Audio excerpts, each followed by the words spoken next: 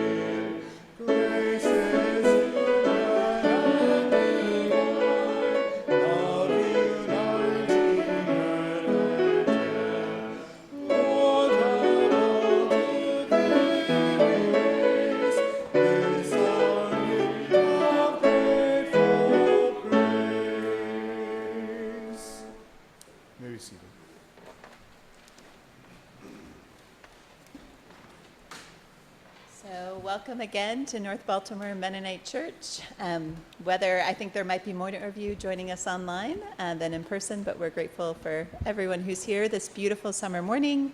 And fitting to this day, we are continuing in our series, Acts and Us, where we are thinking about the practical ways that we live off our congregational's values. And this morning, we're going to be talking about creation care, using Acts as one of our primary texts. And so you also see, if you're here, that in the spirit of summer, we've rearranged things a bit. So the few kids who are here are going to stay in for the whole service. And we'll have a couple other ways that we've rearranged this morning. But join me now in our call to worship, which is from Voices Together, 855. I will read voice 1 and ask that you all join me with voice 2. To worship is to stand in awe under a heaven of stars, before a flower, a leaf in sunlight, or a grain of sand. To worship is to be silent, receptive, before a tree, stir of the wind, or the passing shadow of a flower. To worship is to work with dedication and with skill. It is to pause from work and listen to a strain of music. To worship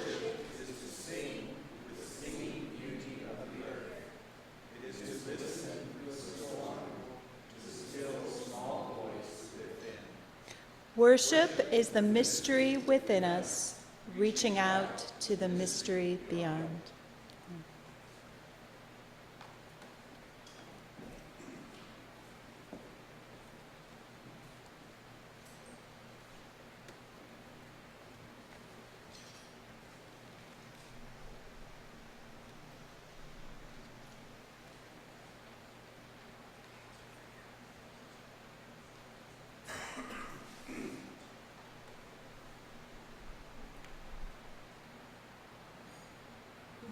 Everyone, and I'm so glad you're here this morning.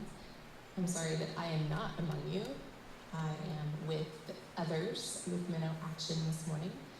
But Arthur wanted me to give a little recap about the Vacation Bible School Sundays that we've had the last 5 weeks. So I made a little PowerPoint and with a quick summary, and I hope you enjoy. So here we go.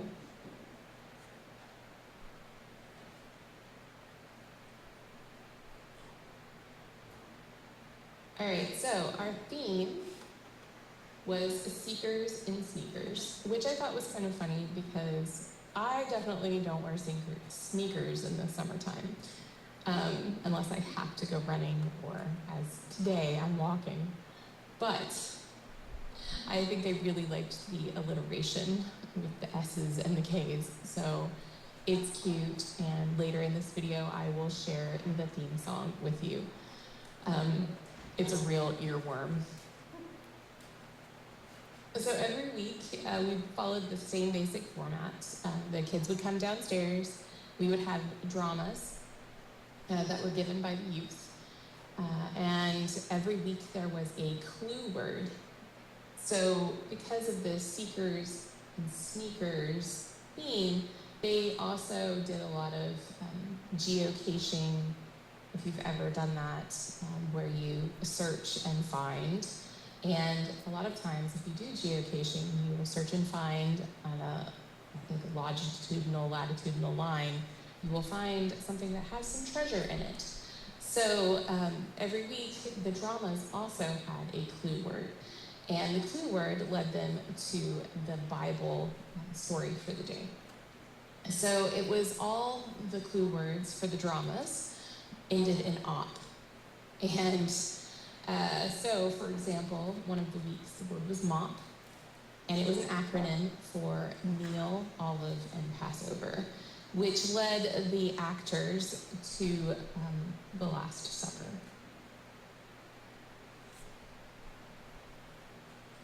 So the Vacation Bible School was a typical Vacation Bible School where there were crafts and games, and there was a Bible verse, a memory verse for the children to learn. And this was the memory verse.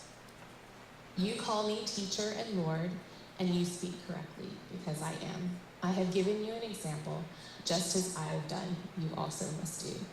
Now, Jesus says these words when he's washing the disciples' feet. But the whole Vacation Bible School was definitely centered around following Jesus and his examples for our life. Here's some cute pictures of the kids. They are making fish out of beads and pipe cleaners. We also had Swedish fish that day. So every week there were key phrases that went with the lessons. So the first week, the phrase was ask questions. And that was about Jesus in the temple with the Pharisees and asking questions. Week 2 was working together, because Jesus' disciples, they all worked together to catch men. And the point of that story I thought was really neat, because they talked about how during that time, you couldn't just go out fishing by yourself because the nets were so large, and you needed 2 people and you needed to work together. And Jesus calling the disciples to become fishers of men, they had to work together. I just thought that was a very interesting connection with the 2. The third week was Be a Light, which definitely came from the City on the Hill passage on the Sermon on the Mount. Number 4 was what we've already talked about, which was the Lord's Supper and the service to others. And number 5 was Trust Jesus.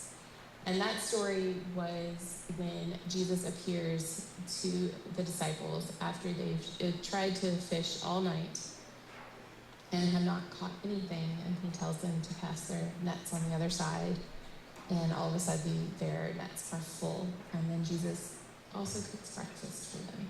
And just trusting Jesus that he has our best interest in heart, and that he will provide what we need. So that's the end of the slideshow. I did promise you that I would give you a theme, what the theme song was like. I promised the children that I would not make them come up on stage and have to sing for everybody. Mostly because there was only 6 to 10 kids per week, so it wouldn't be for everyone. Anyway, so I hope that you enjoy this earworm, and maybe you will be like Oz and sing it all day long.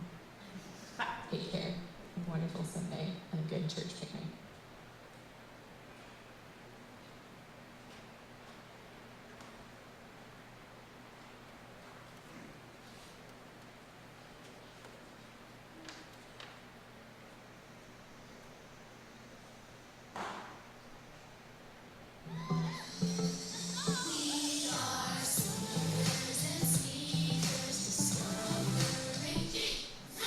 Follow along, join in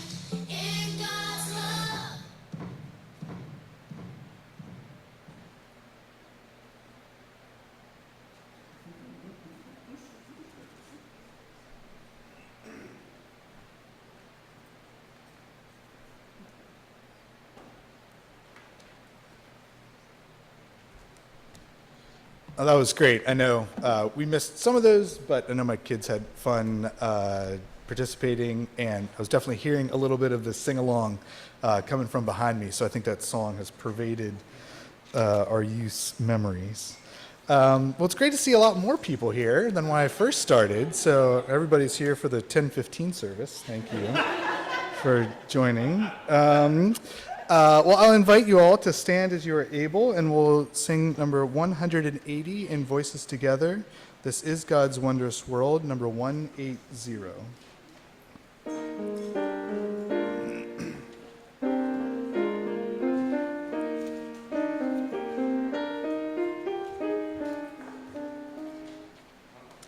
This is God's wondrous world, and to my listening ears, long ages sings and round me rings the music of the seas.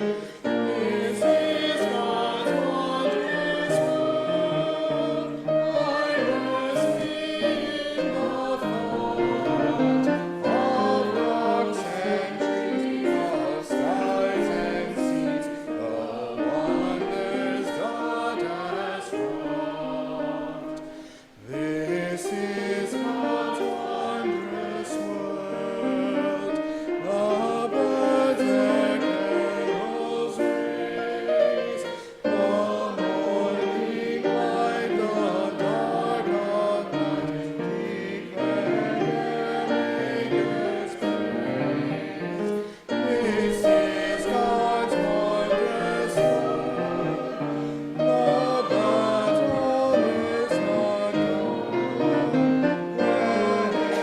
lot it matters not, my heart is still at home.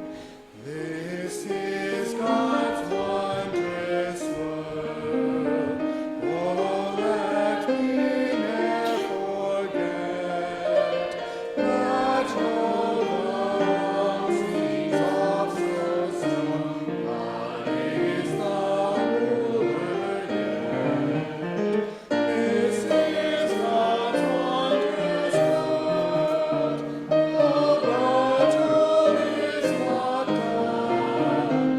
Jesus who died shall be glorified, and earth and heaven be one.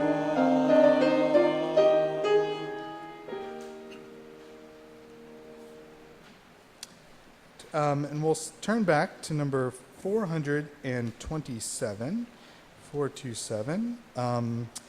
So this is a song that we've done before, although it may seem a little new, but it has a lovely melody and kind of fits in with our theme today of creation. Number 427, Creating God, Your Fingers Trace.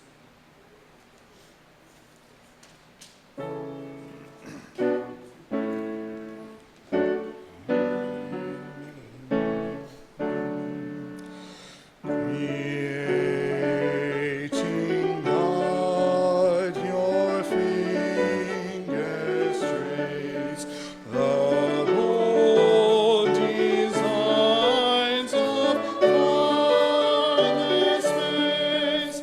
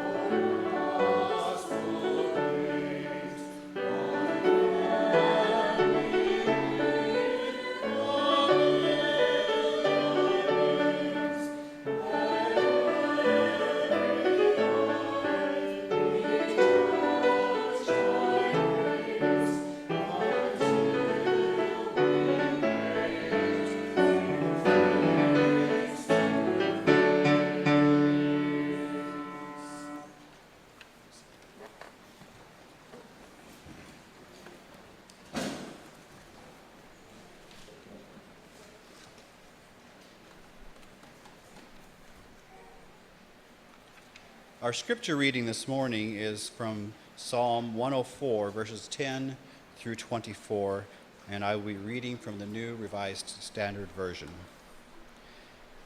You make springs gush forth in the valleys. They flow between the hills, giving drink to every animal. The wild asses quench their thirst. By the streams the birds of the air have their habitation. They sing among the branches. From your lofty abode you water the mountains. The earth is satisfied with the fruit of your work.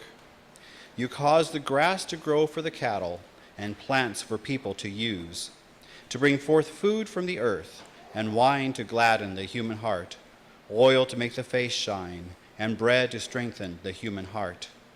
The trees of the Lord are watered abundantly, the cedars of Lebanon that he planted. In them the birds build their nests. The stork has its home in the fir trees. The high mountains are for the wild goats. The rocks are a refuge for the conies. You have made the moon to mark the seasons. The sun knows its time for setting. You make darkness, and it is night, when all the animals of the forest come creeping out. The young lions roar for their prey, seeking their food from God. When the sun rises, they withdraw and lie down in their dens. People go out to their work and to their labor until the evening. O Lord, how manifold are your works! In wisdom you made them all. The earth is full of your creatures.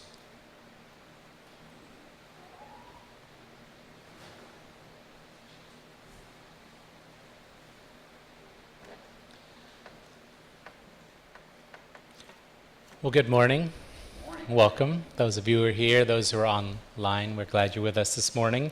As has been mentioned, we are doing so many things different this morning. It's kind of fun for me. I hope it's fun for you, and it at least makes us think a little bit about what we're doing. So, as Rebecca said, we have been working kind of in a hands-on way through some of our values this summer.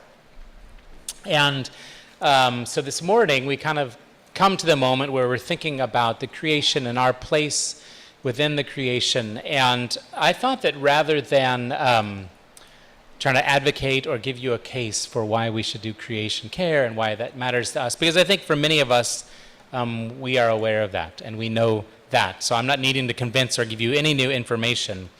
But rather what I would like for us to do is spend a little bit of time nourishing our appreciation for the creation of which we are one part. Not only within our statement of values, in our covenant, it talks about kind of God's love reaching out to all of the creation and redeeming all of the creation back to the way that it's meant to be, and that includes us as well as this physical environment around us, the cosmos, the animals.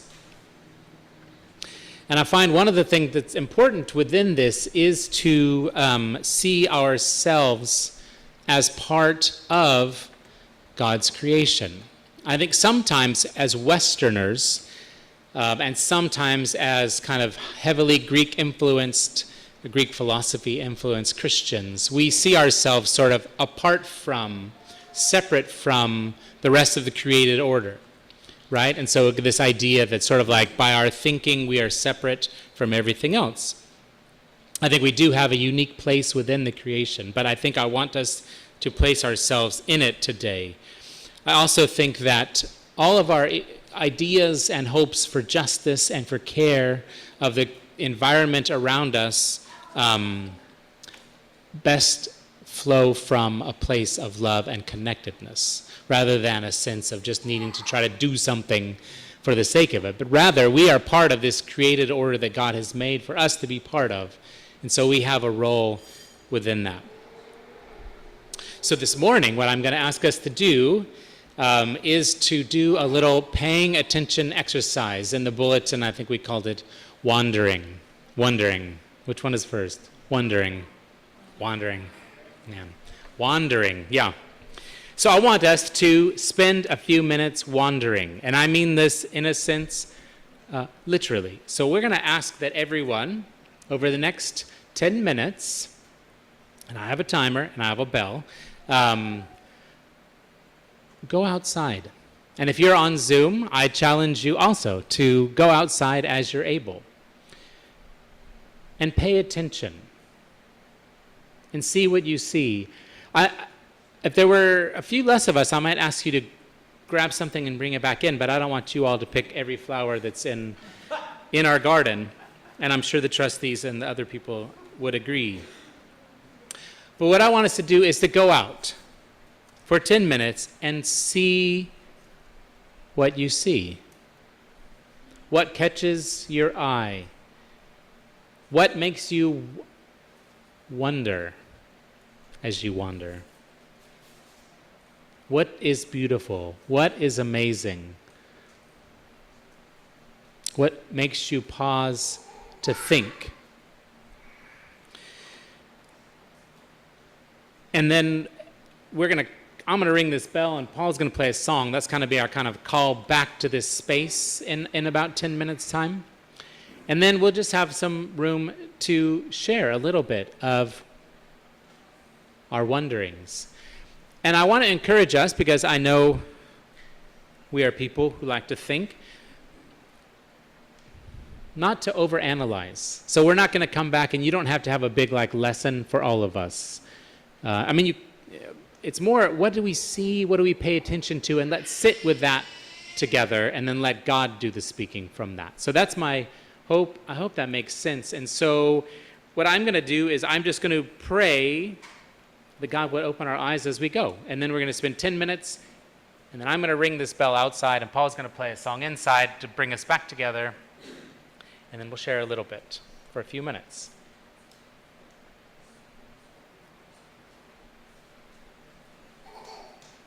So God, as we've been singing these songs this morning, as we've listened to the scripture this morning, we are aware of this wonderful creation of which we are a part, which strains and which suffers, and yet is deeply beautiful and meaningful and reflective of you, the creation of which we're a part. And so, God, as we go this morning, just for a few moments, help us to see something new. Help us to pause. Help us to pay attention. God, walk with us as we wander in your creation together. Amen. Okay, so I'm going to start the timer. So if you need to stay inside while you're wandering, you can as well. It will just look different.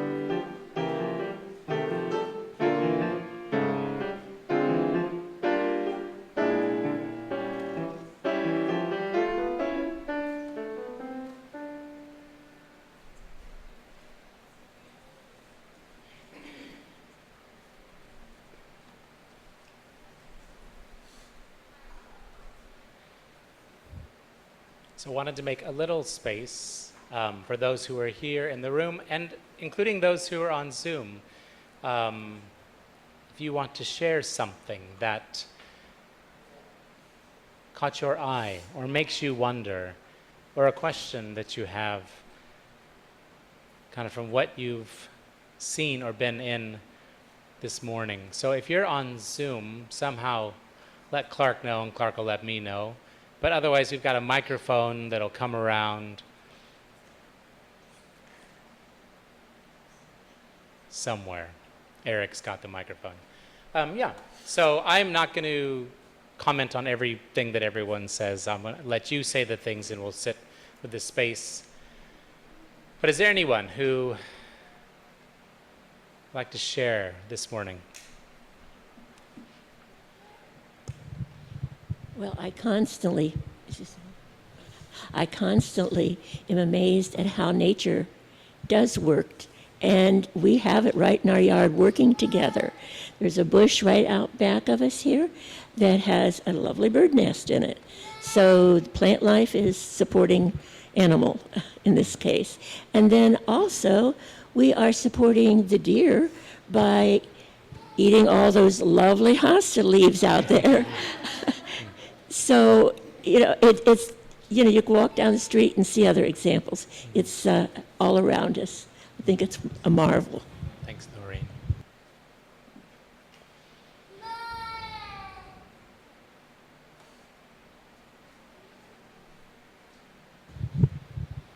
Noreen. I was just noticing the stark contrast and comfort between being out in the sun and being in the shade, and just kind of made it try to stay in the shade the whole time, and that was a nice way to walk around the church.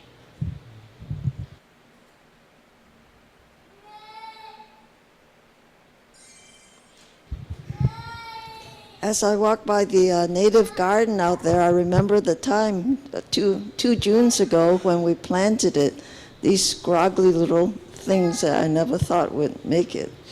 But like the children that planted it, they've all grown a foot. And it's just amazing to me how things go by so quickly, and that we should really be a little more careful watching and the slow progress of things.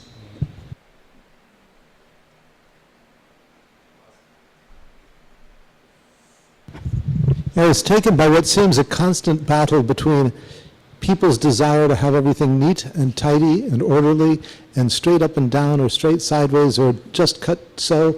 But the closer you look, the more chaotic everything was. And the closer you look, every tree is a little gnarled, every bush is a little bent, everything is being taken over by some other weed or some other thing. But in total, it's beautiful. But in detail, it can be really messy and complicated. And I just found that sort of refreshing as I reflected on myself being a little bit more chaotic and messy.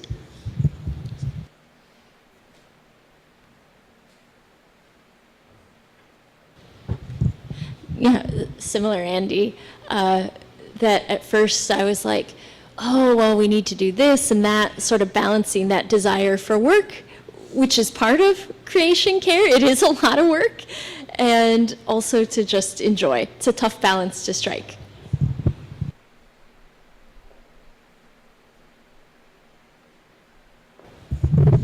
And also, feeding off what Andy said, I found myself wandering around this property and asking myself the question, isn't our categorization of quote-unquote a weed very opportunistic and very arbitrary?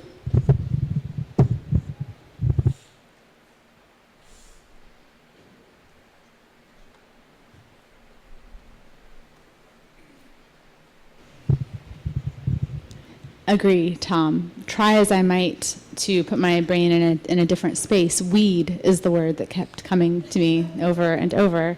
And yet also, it is something that we define by situation, by where it is and where it's growing. And crabgrass is no friend of mine, and yet is the most tenacious and the most persistent of plants. And there's something to be admired in that, or maybe learned from.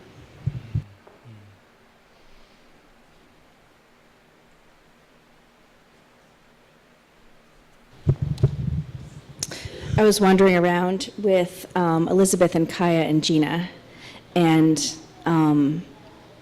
sort of paying attention to what they were paying attention to.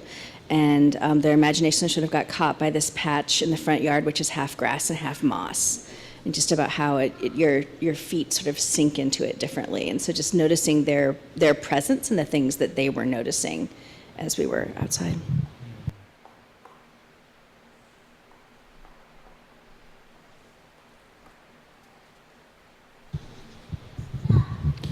Couple of observations. One, I have not actually gone and cataloged every plant on this property, but I would venture to say we have at least 100 different species on our property of just everything, which I'm always amazed at the amount of variety that God put into creation. God didn't just create one bush and one tree and one grass. God created this just amazing variety of things, and they continue to evolve and mutate and become things that are just wonderful. But the other thing is just the tension that I notice in nature.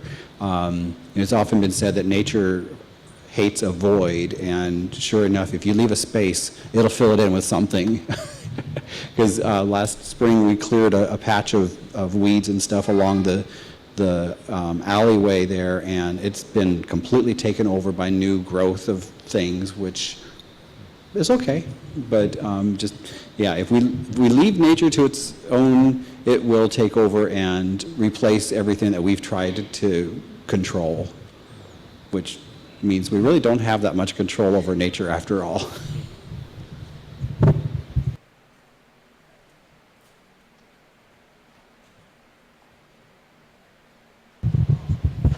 Oh, sure. It's my first time hanging out in the property of the church. I had two thoughts sitting under the tree in the front. The first was, I wonder if we could graft fruit to this tree so it could be producing food for the community. And then the second thing that I thought about while I was sitting under there is, I don't have to make any of this happen. Like, it just does it all by itself.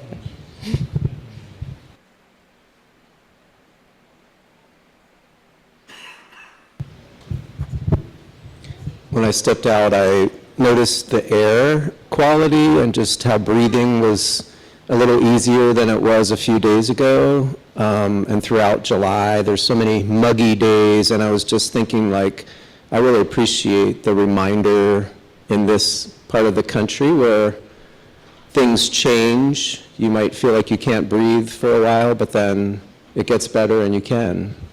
It's a nice reminder for me.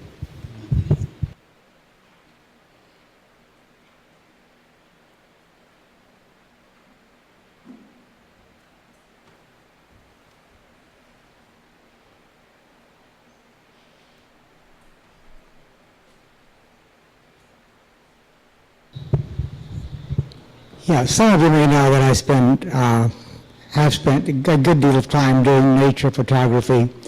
And so when I wander around like this morning, that's exactly what I do. I look for things that are unexpected. But one of the things that struck me this morning and previously as well is the difference between front lighting and back lighting. When you see a leaf from the front, lit in the front, you get one impression. When that leaf is backlit, it's a whole different universe of vision. So I think that's I guess a lesson in that too, that we often miss the intricate and interesting parts of the world because we look at it from only one side.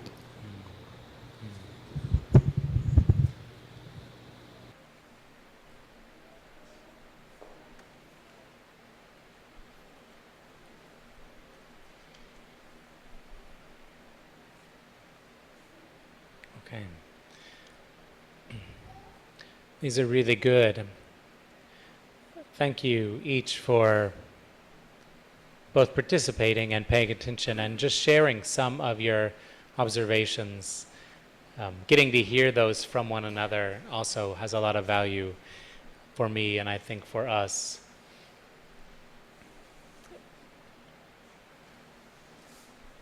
After church today, we'll have a church picnic at Silburn, and if you can go, I encourage you to.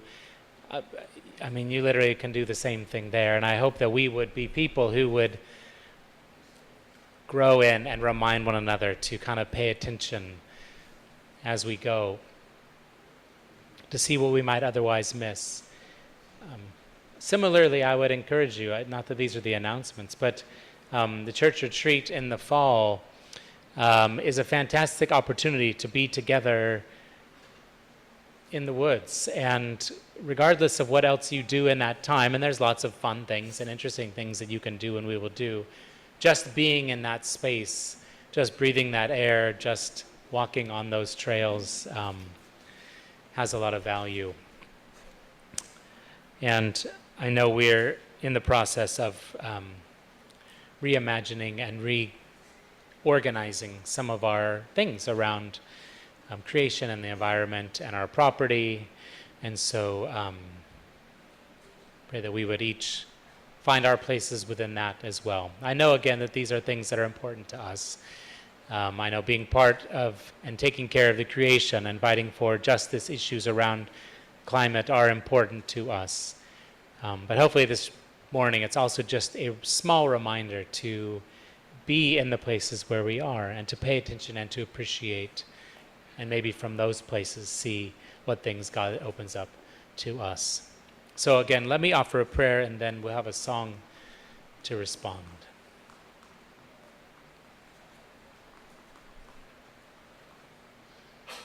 God, thank you for teaching us by the world around us, paying attention to ourselves, paying attention to how things work or don't work. Pray that your Spirit would help us to better understand you and ourselves and our place within this creation. Help us as a community, God, to grow in our appreciation and our care and our work on behalf of all creatures and things and people. So thank you just for a pause this morning. Help us to be more mindful and pay more attention in our days and in our weeks. Amen.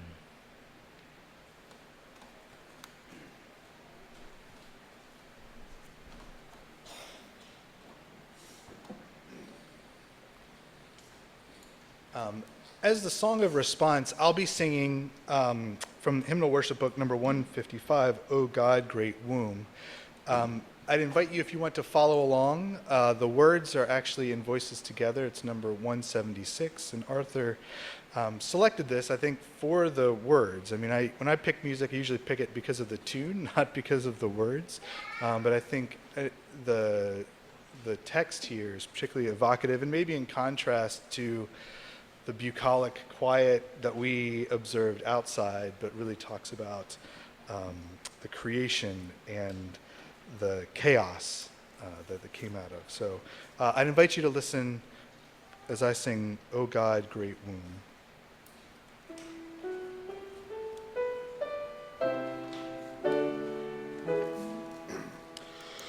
O God's great womb of wondrous love, your spirit moving on the deep did wake a world within yourself, a pulsing lighted world from sleep. O earth, O heartbeat of the whole, your dark light hands began the times, the days and seasons, seconds, years, the ages, rhythms, and the rhymes. O fire, O firmament and sea, your seething ferment's energy called forth a whirling waltz of life. Each plant and creature and its seed. O sigh,